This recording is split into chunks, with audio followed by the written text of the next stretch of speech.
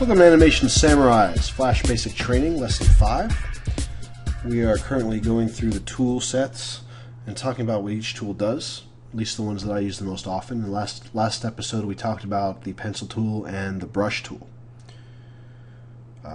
There's just a few more that I want to briefly talk about. First of all, let's make a shape.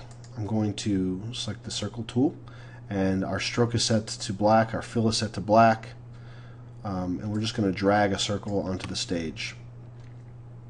Now, for the sake of the lecture, we're going to be talking about this tool right underneath what looks like the dog bone. This is the ink bottle tool, and what this allows us to do, this allows us to change the stroke of whatever is on our stage just by selecting it. So if we want to change the stroke to, say, light blue, we can click anywhere on the circle, either the fill or the stroke, and it turns the fill, or it turns the stroke the color that we want it to be. The hotkey for this is S. And if we drop down, we have the paint bucket tool, and the paint bucket tool is exactly like the ink bottle tool, except it changes the fill. So if we want to change our fill to, say, oh, I don't know, this color, we just click there and it can change that. Now you might be asking yourself, well, if I can just change that in the properties menu if I select the circle, if I select everything, I can just change that stuff up here. That's true.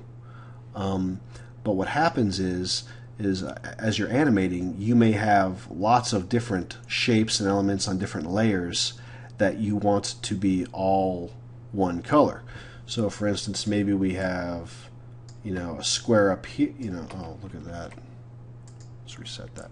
We have a square up here, and we have like a, let's make a brush mark over here. And then maybe we have a pencil line shape over here, right? Well, if we want to change the stroke for each one of these things, we're going to have to use our selection tool and select this stroke, and then go over here and change the color to black. And then we're going to have to select this stroke, go over here, change the color to black, and it's very time consuming, right? But instead of doing it that way, what we can do is we can select our ink bottle tool, and we want the stroke to be black, so we have black selected, and then we can either just click very quickly like that and it's done, or my favorite thing to do, select the keyframe, which selects everything on that layer, and then you just click once and it changes everything. And we can do that for the fill as well. If we want to make the fill like a dark gray, we just select it right there while everything is selected, and it changes it on the fly. And that is a very fast way for making changes using the ink bottle tool and the paint bucket tool. And as animators, sheer animation ability is one thing, and it's great to be a great animator. But what a lot of people don't think about, or they overlook, or they fail to develop in their careers, is speed.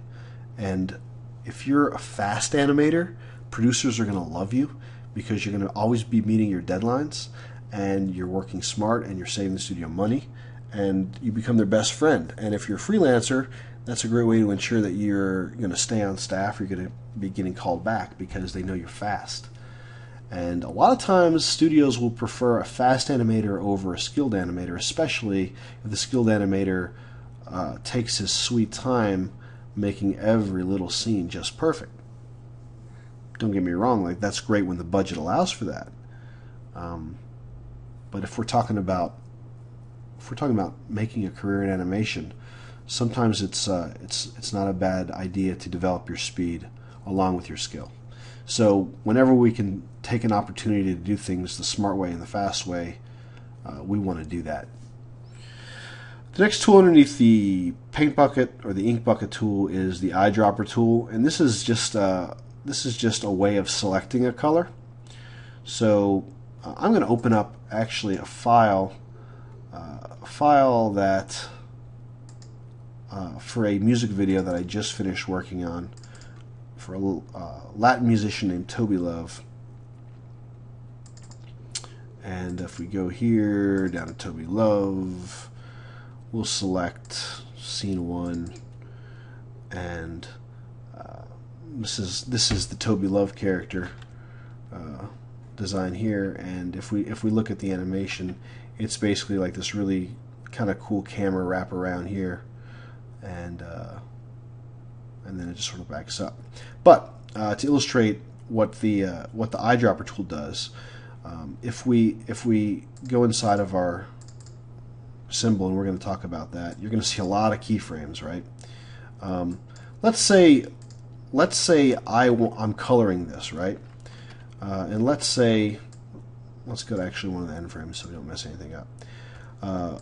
And let's say we haven't colored anything yet, right?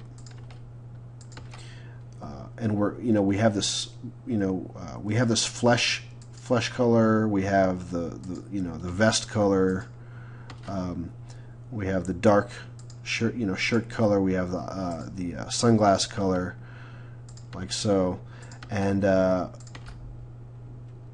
say, oh man, like I can't remember, let's say we haven't colored anything yet, and I want to color the eyeglasses. Well, I can't remember what color the sunglasses are, so I have to go back to a previous frame where they are colored.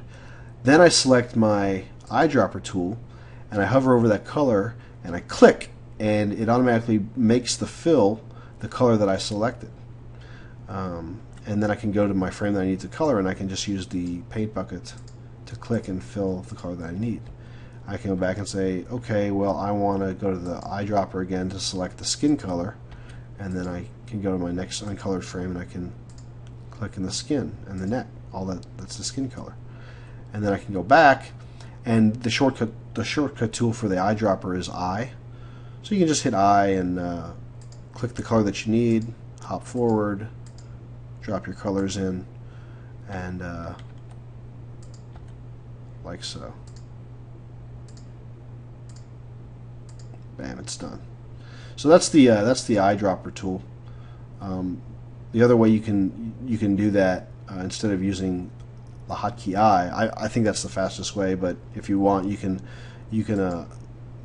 select the paint bucket tool, and when you can actually hover over the different colors in your scene to select the color that you want, like so. And you can do it that way too. So that's the eyedropper tool. Underneath that is the eraser tool, and that's exactly what it sounds like. That allows us to erase everything. And then we have a couple options here underneath at the bottom of our toolbox. These are just eraser shapes. You can get really small eraser, or you can get really large eraser. So that's pretty self-explanatory.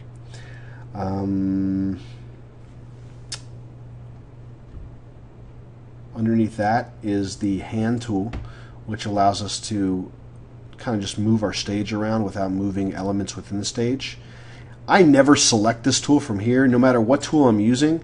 If I want to move the stage around, I just hold the space bar down, and it's the same exact thing. That's the fast way to do that. And then underneath the hand is the magnifying glass, our zoom tool, and we can click in, we can zoom in really close if we want. I never use this tool either. I prefer to use Control plus and minus to zoom out or zoom in. That's that. But you can use it. You can use these tools if you like. All right. So that was that wraps up most of the tools that I use as a character animator, and that I think you'll use in your animation career or your studies. So hopefully that helped you guys out. In our next lesson, I'm going to talk a little bit about the timeline and manipulating keyframes, and basically how the timeline works, and how to think about the timeline.